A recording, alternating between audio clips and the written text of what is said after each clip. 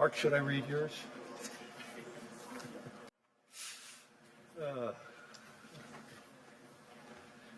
Hi, everyone. It's a great honor for me to introduce Mark Carney, Prime Minister of Canada, along with Guinea Rockman from the Financial Times. Much of the dialogue over the next few days will focus on where the puck is going. You like that, Mark?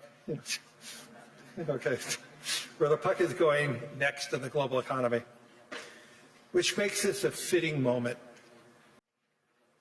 to introduce a former hockey player, the Prime Minister of Canada, Mark Carney. The ability to remain calm in fast-moving, high-pressure moments has defined Mark's career. In 2008, he led the Bank of Canada and helped steer his economy through the worst market turmoil in all our lives, in our generation. In the aftermath of Brexit, he became the first non-Brit to serve as a governor of the Bank of England. And last year, he was elected very deservingly as Prime Minister for Canada at what may be one of the most pivotal moments in modern Canadian history. Today, Prime Minister Carney is focused on making Canada a place where it's easier to build, simpler to trade, smarter to invest in, and build more unity across its nation. For 41 million Canadians, the world's 10th largest economy, he is a steady and thoughtful leader, and I am proud to call him a friend. Please join me in welcoming Prime Minister of Canada, Mark Carney.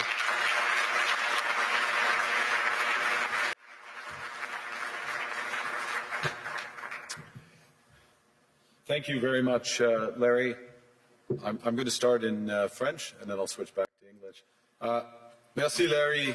Thank you, Larry. C'est un plaisir. It is both a pleasure Et un devoir. and a duty D'être parmi vous to be with you en tonight ce point in this pour le Canada pivotal et pour le moment monde. that Canada and the world go Et je through. parlerai aujourd'hui de la Today I rupture will de talk l'ordre about a mondial, rupture in the world de order, la fin the d'une end fiction of agréable a et pleasant du fiction début and the beginning d'une réalité of a brutale, harsh où la reality, géopolitique where des grandes geopolitics, puissances where n'est the soumise à aucune main power contrainte. geopolitics is submitted to no Mais je vous limits, no soumets, constraints. par ailleurs, que les autres On the other pays, hand, I would like to en particulier tell les you that the other puissances countries, moyennes comme le especially Canada, ne sont intermediate pas powers like impuissants. Canada, are not powerless. Ils possèdent la capacité de They construire have une the nouvelle capacity ordre to qui build a new intègre order nos that valeurs, encompasses our comme values, le respect des droits such as humains, respect for human le rights, développement sustainable durable, la development, solidarity, la souveraineté sovereignty, et l'intégrité and territorial territoriale des integrity États, of the various states. la puissance des moins The puissants power of the less power commence par l'honnêteté. with honesty.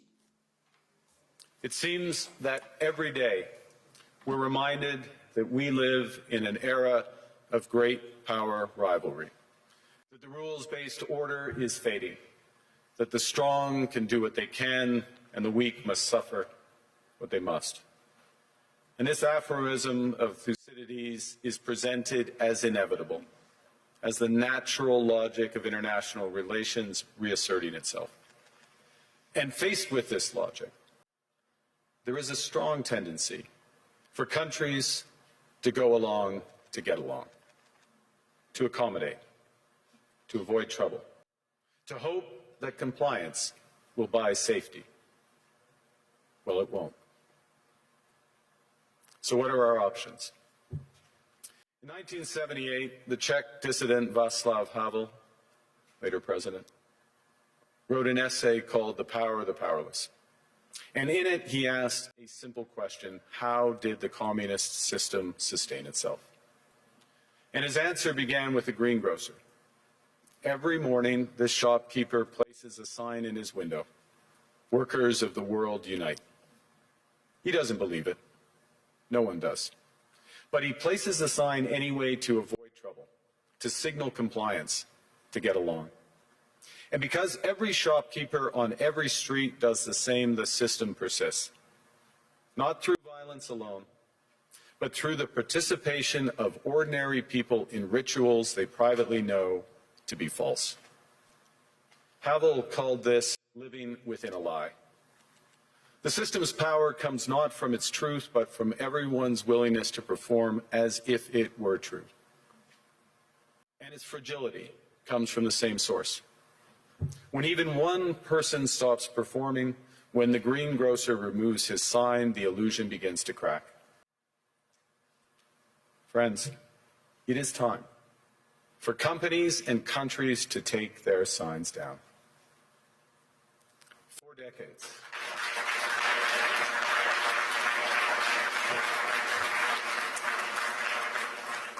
For decades, countries like Canada prospered under what we called the rules-based international order.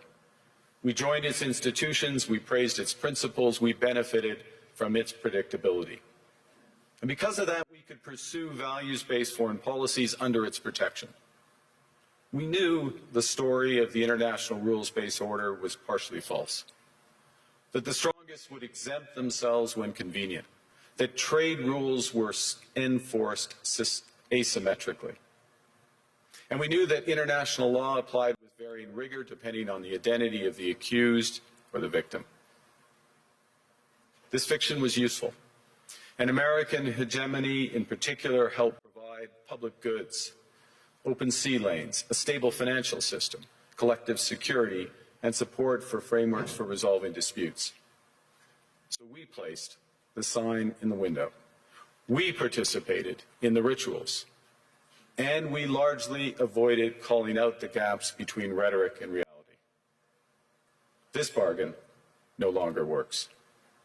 Let me be direct. We are in the midst of a rupture, not a transition.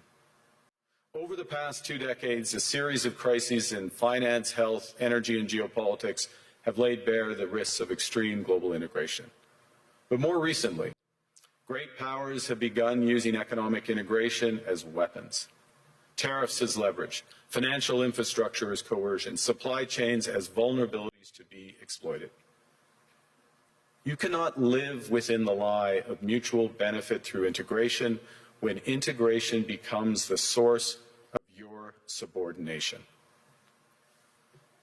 The multilateral institutions on which the middle powers have relied, the WTO, the UN, the COP, the architecture, the very architecture of collective problem solving are under threat. And as a result, many countries are drawing the same conclusions, that they must develop greater strategic autonomy in energy, food, critical minerals, in finance and supply chains. And this impulse is understandable. A country that can't feed itself, fuel itself, or defend itself has few options. When the rules no longer protect you, you must protect yourself. But let's be clear-eyed about where this leads. A world of fortresses will be poorer, more fragile, and less sustainable. And there's another truth. If great powers abandon even the pretense of rules and values for the unhindered pursuit of their power and interests, the gains from transactionalism will become harder to replicate. Hegemons cannot continually monetize their relationships. Allies will diversify to hedge against uncertainty. They'll buy insurance, increase options in order to rebuild sovereignty. Sovereignty that was once grounded in rules but will increasingly be anchored in the ability to withstand pressure. This room knows this is classic risk management. Risk management comes at a price. But that cost of strategic autonomy, of sovereignty, can also be shared. Collective investments in resilience are cheaper than everyone building their own fortresses. Shared standards reduce fragmentations. Complementarities are positive sum. And the question for middle powers like Canada is not whether to adapt to the new reality. We must. The question is whether we adapt by simply building higher walls or whether we can do something more ambitious. Now, Canada was amongst the first to hear the wake-up call, leading us to fundamentally shift our strategic posture. Canadians know that our old, comfortable assumptions that our geography and alliance memberships automatically conferred prosperity and security, that assumption is no longer valid. And our new approach rests on what Alexander Stubb, the President of Finland, has termed value-based realism. Or to put another way, we aim to be both principled and pragmatic. Principled in our commitment to fundamental values, sovereignty, territorial integrity, the prohibition of the use of force except when consistent with the UN Charter, and respect for human rights. And pragmatic in recognizing that progress is often incremental, that interests diverge, that not every partner will share all of our values. So we're engaging broadly, strategically, with open eyes.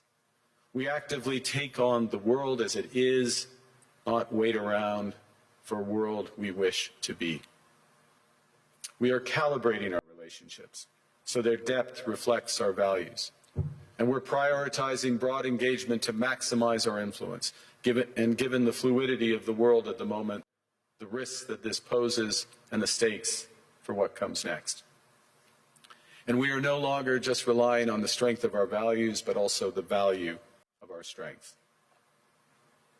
We are building that strength at home.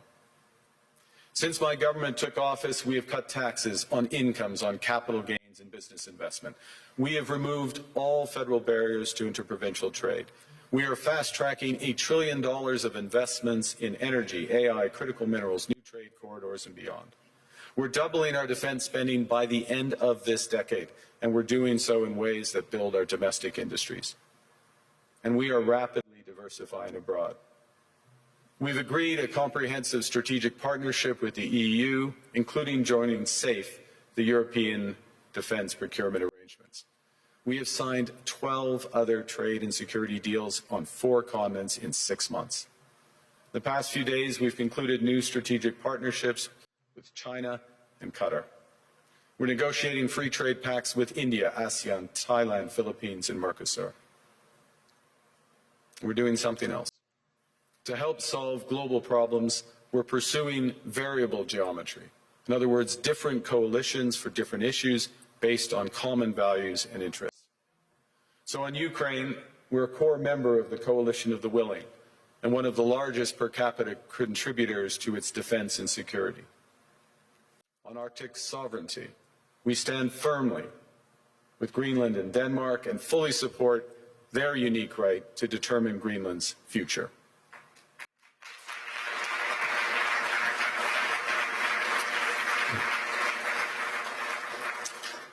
Our commitment to NATO's Article 5 is unwavering. So we're working with our NATO allies, including the Nordic Baltic 8, to further secure the alliance's northern and western flanks, including through Canada's unprecedented investments in over-the-horizon radar, in submarines, in aircraft, and boots on the ground, boots on the ice. Canada strongly opposes tariffs over Greenland and calls for focused talks to achieve our shared objectives of security and prosperity in the Arctic. On plurilateral trade, we're championing efforts to build a bridge between the Trans-Pacific Partnership and the European Union, which would create a new trading bloc of 1.5 billion people. On critical minerals, we're forming buyers' clubs anchored in the G7 so that the world can diversify away from concentrated supply. And on AI, we're cooperating with like-minded democracies to ensure that we won't ultimately be forced to choose between hegemons and hyperscalers. This is not naive multilateralism, nor is it relying on their institutions. It's building coalitions that work, issues by issue, with partners who share enough common ground to act together. In some cases, this will be the vast majority of nations. What it's doing is creating a dense web of connections across trade, investment, culture, on which we can draw for future challenges and opportunities. Argue that middle powers must act together because if we're not at the table, we're on the menu. But I'd also say that great powers can afford for now to go it alone. They have the market size, the military capacity, and the leverage to dictate terms. Middle powers do not. But when we only negotiate bilaterally with a hegemon, we negotiate from weakness. We accept what's offered. We compete with each other to be the most accommodating. This is not sovereignty. It's the performance of sovereignty while accepting subordination. In a world of great power rivalry, the countries in between have a choice: compete with each other for favor, or to combine to create a third path with impact. We shouldn't allow the rise of hard power to blind us to the fact that the power of legitimacy, integrity, and rules will remain strong if we choose to wield them together. Which brings me back to Havel. What does it mean for middle powers to live the truth? Well, first, it means naming reality. Stop invoking rules-based international order as though it still functions as advertised. Call it what it is: a system of intensifying great power rivalry where the most powerful pursue their interests using economic integration as coercion. It means acting consistently, applying the same standards to allies and rivals. When middle powers criticize economic intimidation from one direction but stay silent when it comes from another, we are keeping the sign in the window. It means building what we claim to believe in. Rather than waiting for the old order to be restored, it means creating institutions and agreements that function as described. And it means reducing the leverage that enables coercion. That's building a strong domestic economy. It should be every government's immediate priority. And diversification internationally is not just economic prudence. It's a material foundation for honest foreign policy, because countries earn the right to principled stands by reducing their vulnerability to retaliation. So Canada. Canada has what the world wants. We are an energy superpower. We hold vast reserves of critical minerals. We have the most educated population in the world. Our pension funds are amongst the world's largest and most sophisticated investors. In other words, we have capital, talent. We also have a government with immense fiscal capacity to act decisively. And we have the values to which many others aspire. Canada is a pluralistic society that works. Our public square is loud, diverse, and free. Canadians remain committed to sustainability. We are a stable and reliable partner in a world that is anything but. A partner that builds and values relationships for the long term. And we have something else. We have a recognition of what's happening and a determination to act accordingly. We understand that this rupture calls for more than adaptation. It calls for honesty about the world as it is. We are taking the sign out of the window. We know the old order is not coming back. We shouldn't mourn it. Nostalgia is not a strategy. But we believe that from the fracture, we can build something bigger, better, stronger, more just. This is the task of the middle powers. The countries that have the most to lose from a world of fortresses and most to gain from genuine cooperation. The powerful have their power. But we have something too. The capacity to stop pretending, to name reality, to build our strength at home, and to act together. That is Canada's path. We choose it openly and confidently, and it is a path wide open to any country willing to take it with us. Thank you very much.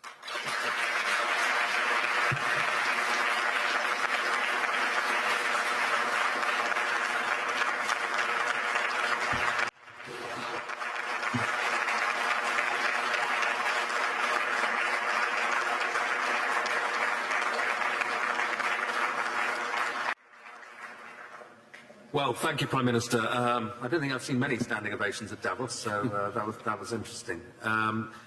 You said, there was a phrase in your speech where you said sovereignty now is the ability to withstand pressure.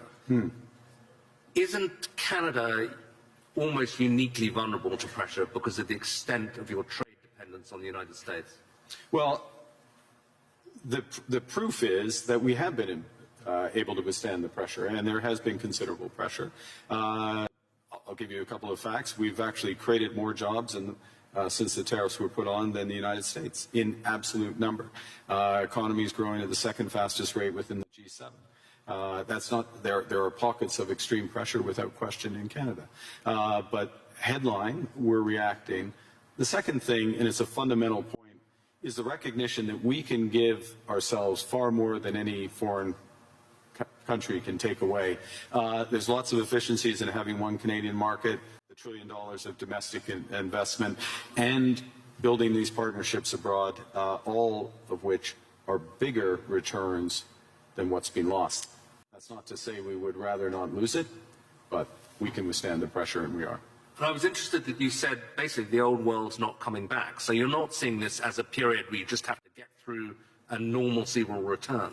I think that is our view, and we regret it, but we're not going to sit around and mourn it. We're acting, and we're acting in a way both that's in our interests, but we believe in a way with others that's building imperfectly in steps a new system. I'll give you one example in handback, which is we are members of trade agreements that comprise already 1.4 billion people around the world. So we have the most extensive network. We are trying with others to bring some of those networks together. The most prominent example is the Trans-Pacific Partnership in the EU, acting as a bridge. It's not a direct benefit for Canada, but it is a benefit for Canada that these groups come together. Ngozi is here, consistent with the WTO rules, both of which are. And in that way, we're building back out amongst willing partners. And you talked about the need not to put the sign in the window anymore, to pretend that things are still the same. Do you think, to put it directly, that the NATO alliance is still doing that, still pretending it's the old transatlantic partnership, when it's really kind of going? Well, I think clearly NATO is experiencing a test right now, and the first response to that test has to be to respond in a way that ensures the security of the Arctic in a robust way for all possibilities.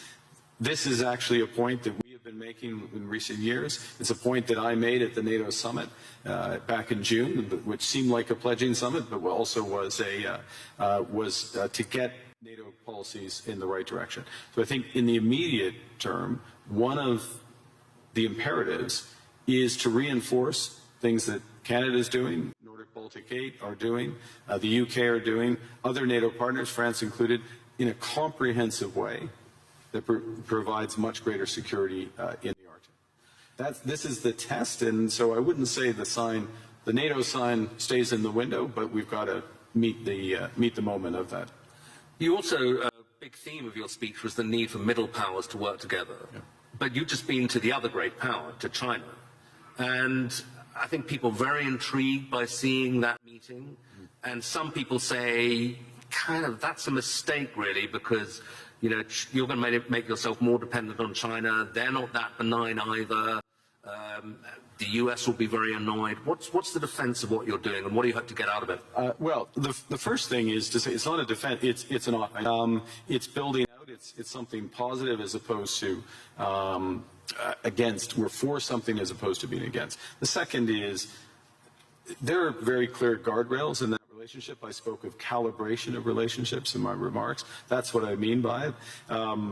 But within those clear guardrails are huge opportunities in energy, both clean and conventional, obviously in motor vehicles, in agriculture, in financial services, all of which is mutually beneficial. So it's additive. And look, it's the second largest economy, and it's our second largest trading partner. We should have a strategic partnership with them within those guardrails, and that's what we've achieved. And it is an interesting reversal, though, because I think certainly during the Biden administration, there was this sense that the Western world was trying to decouple from China, or de-risk at least, yeah.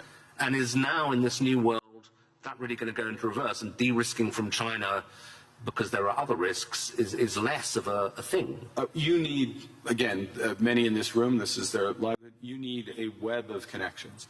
And to miss out in that web some of the largest ones, United States, we already have that, China, India, Mercosur, European Union, that's a mistake. That's not managing your relationships properly. That makes you stronger, makes you more resilient. And then on top of that, I'll give you again, I'll appeal since it's in the headlines to the Nordics.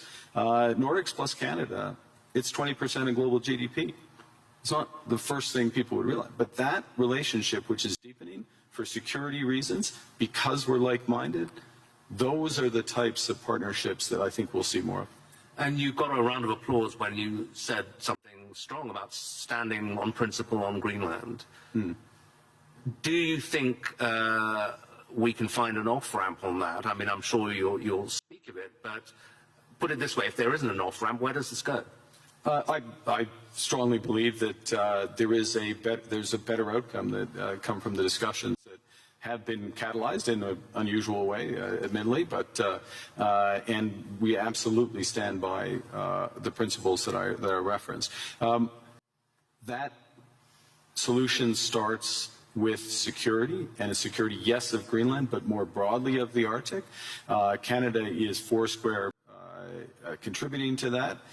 We're at the start of a major ramp up above and beyond, so we'll be a major contributor to that. NATO has to deliver on that. We're working intensively in order to do it.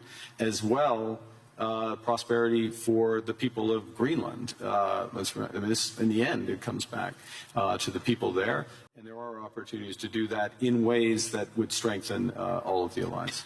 And when President Trump says, oh, you know, Greenland's under threat from Russia, even from China, is that for real? I would say that there are threat. Russia is without question a threat in the Arctic, without question. Russia does lots of horrible things, and will take the opportunity to condemn their unjustified and horrific assault on Ukraine, almost at its fourth year. They are a real threat in the Arctic, one against we need to protect, which is why we have 364 5-day air, sea, and land presence. It's why we're adding to our submarine fleet, adding to our air fighter fleet, why we're building out over-the-horizon radar to protect from Russian missile threats and others, and why we will work with our NATO partners. The threat is more perspective than actual at this stage in terms of actual activity in the Arctic, and we intend to keep it that way. Another big issue that's going to come up this week is this board of peace that President Trump is keen on. I'm not sure whether it's for Gaza or for the entire world, but apparently Canada's been invited. Are you going to join? We have been invited, and let me start by, I think we should recognize the progress that has been made in at least getting towards the end of the first phase of this process. And the activation, if I can put it that way, of the process to set up the Board of Peace is the start of phase 2. Our view is, and that's to be welcomed, and this is a positive vehicle. Our view is we need to work on the actual structure of the vehicle. You just referenced, is it for Gaza? Well, the UN resolution, Security Council Resolution 2803, references a Board of Peace for Gaza. That's where we see it becoming immediately operative, and it needs to be, in our view, it's better to be designed in that way for the immediate needs there. There are many other needs around the world, first point. Second point, it needs to coincide with the immediate full flow of humanitarian aid into Gaza. We are still not where we need to be. Conditions still are horrific, so that needs to come alongside. We think there's aspects of the governance and the decision-making process that could be improved, but we will work with others, obviously work with the United States, because we can to improve the situation, the horrific situation there, and to move onto a path to a true two-state solution. There's a suggestion you can get permanent membership of the Board of Peace by ponying up $1 billion. You going to write a check for that? We would write checks and deliver in kind to improve the welfare of the people of Palestine. But we want to see it delivered direct to those outcomes promoting peace, and so the mechanics and how it works that way. Okay, final question. President Trump and a lot of people who agree with him condemn globalism a lot. And I suspect, you would be the kind of epitome of a globalist. You worked for Goldman Sachs, I believe. You were a central banker. You're comfortable and lived in several countries. Is globalism, first of all, is it a thing? And is it over? I think, well, look, understanding how the world works, having appreciation for other cultures, understanding the connections, and being able to, or at least appreciating ways that how we connect, whether it's through technology, trade, investment, culture, can enrich our lives, and that's a good thing, and it also help solve problems. Being detached from where you live and the broader needs of society, there is an epithet for that. I don't know that the G word is the one. There's certainly what we're finding, and to go back to the points I was making, is that there are a number of like-minded countries that want to work through partnership to achieve those goals for their citizens and for the world more broadly.